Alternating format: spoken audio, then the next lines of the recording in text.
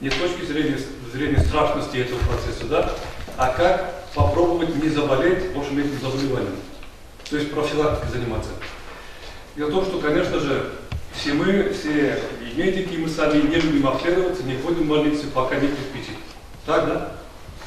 Вот. Особенно мужчины не любят обращаться в больницу.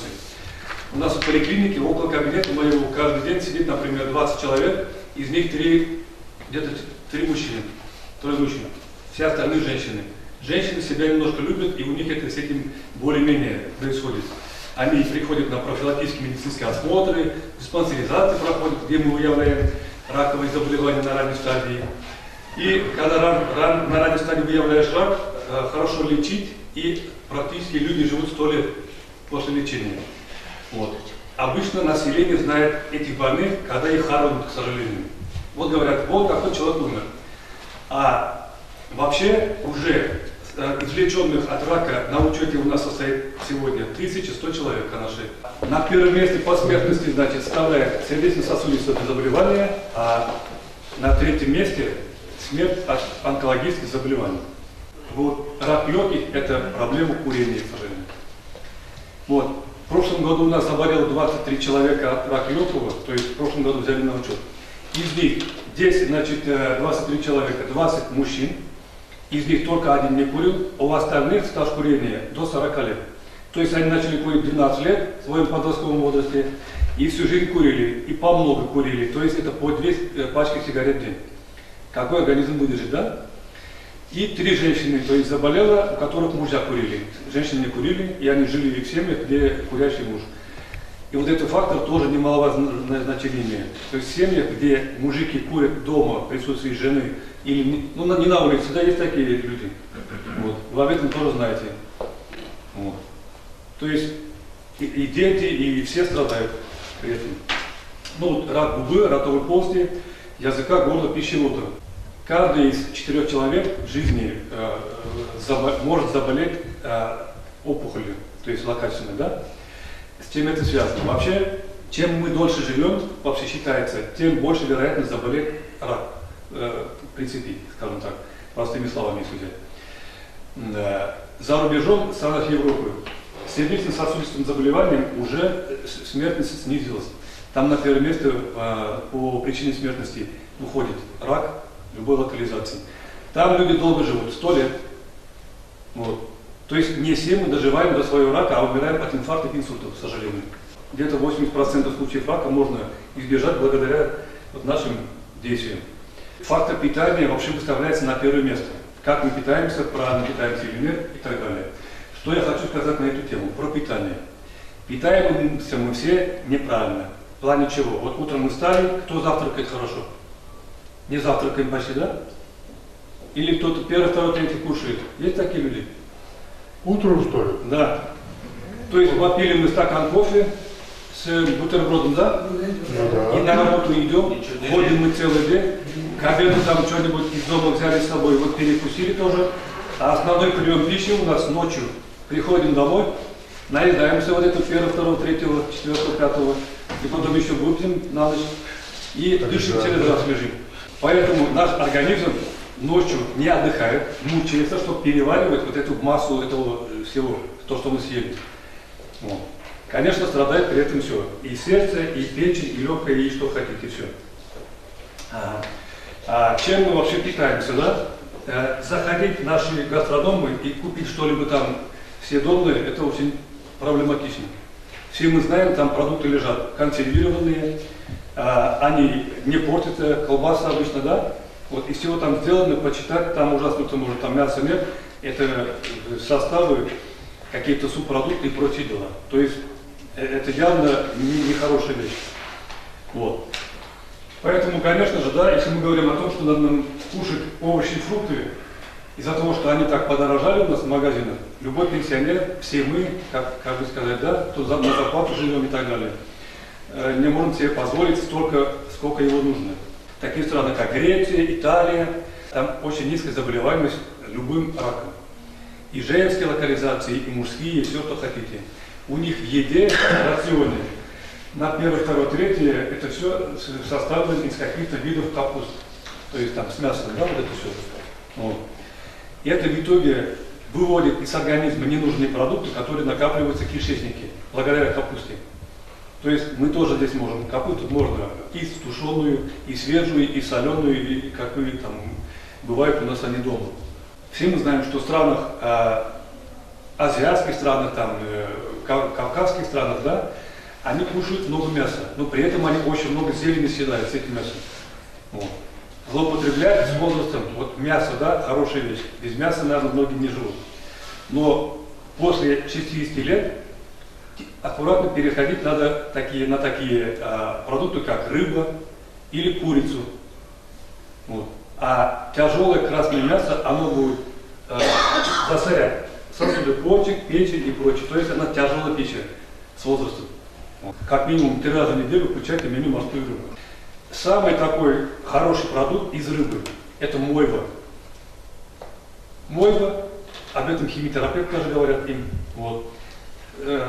Варят его они на сковородке с этим бульоном, да? И бульон, если можно, и все.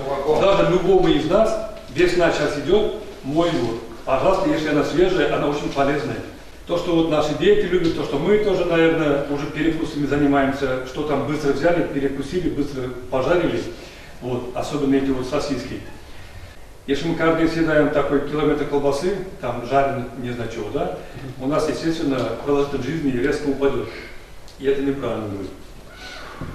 Также, значит, про масло, да, написано, что кто привык все жарить или варить на сливочном масле, маргарине, жирах и так далее, вот, особенно скрытые жиры содержатся в колбасах и сосисках, выпечках, да, они ослабляют иммунную систему.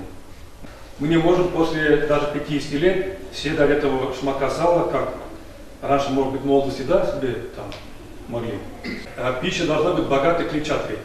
Это что такое, да? Вот, пожалуйста, капуста опять, овощи, фрукты, вот наши, та же самая картошка даже. Только она не жареная должна быть каждый день, конечно. Клетчатка вся нужна для того, чтобы, вот в плане, что происходит с кишечником, да, с возрастом. Кишечник, он, конечно, с возрастом перестает работать, как работал в молодости. Запоры больше бывает, то есть мы сами меньше двигаемся, больше передвигаемся мы транспортом. Раньше мы все с работы на работу ходили пешком, когда машин не было, ничего. А сейчас весь народ практически не передвигается, то есть передвигается на машине. Вот с этим связано тоже. Ну, из-за того, питание такое у нас, да, и поэтому у нас в организме калорийные массы часто задерживаются. И они вот задерживаются в этих местах, где изгибы. Вот тут, вот там, слепая кишка, значит, вот здесь и сигмовидная. И чаще в этих углах появляется рак, где больше застревает калорийная масса. Токсин действует на это место, слизистая изменяется, получается, в принципе, мы сами себе. То есть необходимо, чтобы был регулярный стул, особенно с возрастом. Вот зеленый чай, который содержит там все антиоксиданты, полифенол, который тоже выводит, значит, свободные радикалы из организма, который является причиной явления раковых заболеваний. Но зеленый чай, вот мы говорим, вот он, в магазин пошли, купили. Даже то, что мы можем собрать у себя на даче, где нет особых там никаких выхлопных газов, нет заводов поблизости, да? Простой, значит, чай, я вам скажу, который я тоже собираю дома, мы каждый год его много готовим. Собираем, значит, все листья, значит, яблоня, значит, смородина, малина, землянику, ну вот, наверное, 4 состава. Это сушится, поровну все, крошится и все, прекрасный чай. Мягкий, не острый он, это щелочной чай. То есть с возрастом мы закисляемся, у нас много кислоты в организме образуется. Отсюда все болезни тоже. То есть этот чай очень полезный. Более полезным является нерафинированное масло. Такое отжим уже есть. Вот, считается вообще для того, чтобы испанские, которые оливковые, это уж совсем. У нас оливкового масла нет. Которые, да, она из чего-то просто сделана, там какими-то этими. Шашлык. Сейчас в последнее время мы начали покупать купаты, да?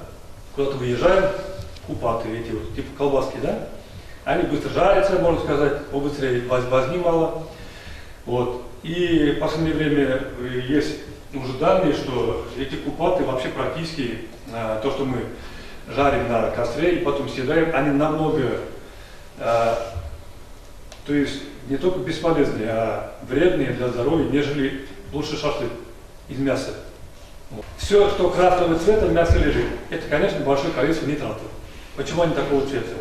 Нормальное мясо как выглядит? Как шарта выглядит, да? Ну, то есть цвета мяса. Как мы отварили, например, кастрюлю у нас же она не красная же. Вот. Вот оно, вот то, что нам предлагает наша вот, легкая промышленность пищевая. Для того, чтобы мы травили себя и дальше уничтожали свое здоровье. Хочу сказать, что насчет того, что вот то, что тут написано. Первый пункт – это гиперинсоляция. Что это означает? Многие люди, которые имеют, значит, кошелек, возможность выезжать на какие-то иностранные курорты, приезжают практически порой оттуда вот такого черного цвета загорелые. Плюс еще, значит, сейчас модно стало молодежи ходить в солярии. Вот все солярии Канаше, вот, они никакие тесты не прошли, ничего. Там нет никакого контроля совершенно, сколько там воздействия всего этого, да? И они получают ненужное количество ультрафиолета, который в итоге потом, в молодости это нормально, ну там пока здоровый, красивый хочется там выглядеть, все такое нормально все.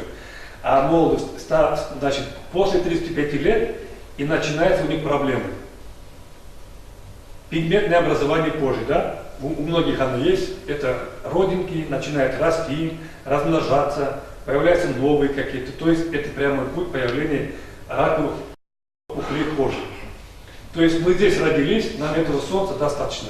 Но длительное термическое воздействие. Вообще считается, что сталевары и прочие профессии, которые связаны постоянно, кто около каких-то мартыновских печей стоит, ну, Канаше тоже нам такие производства раньше были, где такое вот термовоздействие постоянное. Ну, конечно, тоже не очень-то хорошо считается для кожи рака. Вот. Цементная промышленность. Потом, значит, хочу сказать о родинках, которые вот пигментное образование, различные образования. Часто очень люди в последнее время любят лечиться каким образом. Значит, везде в аптеках продается такой препарат, как чистотел, суперчистотел для прижигания, да? То есть заниматься этим не нужно. Обязательно прийти, показать надо, и все это решается на месте. И потом сейчас очень модно стало лазерокоагуляции, да? Лазерные терапии проводить. Невозможно удалять все пигментные образования, которые есть. То есть после осмотра видно бывает, что-то можно удалять, что-то нельзя. А так подряд, чтобы пойти удалить, потому что некоторые из них трогать нельзя. Переедание равно злоупотреблению алкоголем. Мы это, конечно, не задумываемся над этим. То есть такой же ущерб здоровью от переедания, как употребление алкоголя. Печень, почки, весь организм страдает. Граждане, которые постоянно употребляют, это рак горла, пищевода, то есть непосредственный контакт. Мы же в нашей стране привыкли не слабее 40 градусов принимать, да? К сожалению, не только мужчины курят, и женщины. И во время беременности их тоже курят. Рожать сюда кладут, их тоже курят. То есть при этом хотя бы женщина, надо понимать, она не только за себя в это время живет, не для себя, а для этого маленького чада, который должен родиться. Вот. Ну, естественно, долгое хроническое курение, я уже сказал вам, что рак легкого это прямой, то есть, прямой путь к тому, чтобы заболеть раком легкого. Делайте физическое упражнение регулярно. Это хорошая вещь. Это очень хорошая вещь. Самая страшная вещь у нас дома что? Из мебели диван. Диван это, считайте, гроб уже. Чем больше там лежит, тем больше мы готовимся к тому, чтобы вот нас положили и понесли. Когда начинает человек лежать, меньше двигаться, это плохо уже. То есть это и сосуды, и там все что угодно, и кишечник, и все прочее. То есть красители химические, которые женщины используют для покраски волос, тоже это не является слишком полезным таким. Вот. То есть если можно обходиться без каких-то этих, раньше красили там, что-то там природные были, тона, что-то такое, да? Но сейчас химия вся. То есть тоже имеет место быть.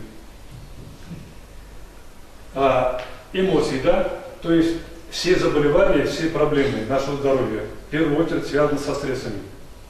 Без стрессов никто не живет. Тут есть такой человек, который не психует никогда в жизни, или есть такие совершенно спокойные люди? Наверное, нет, да?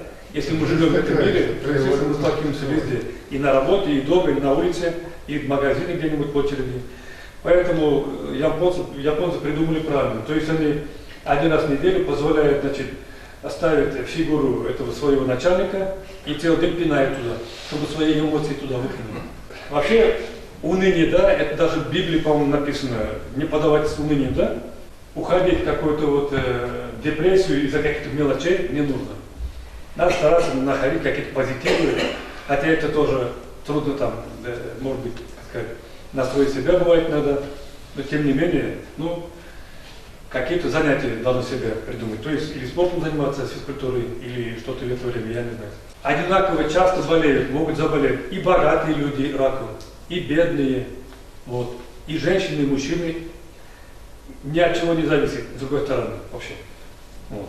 Потому что, говорят, вот, у кого деньги есть, ничего там не спасает, если что. То есть, самое главное – профилактика.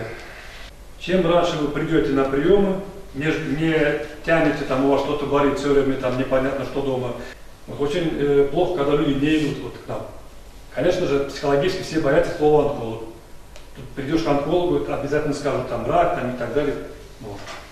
Примерно мы так разговариваем с людьми. Никого не пугаем этим словом совершенно.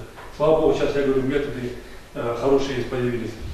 Самое главное, дома не сидеть, не бояться, а прийти поделиться с этим. Вот. И все проблемы разрешены.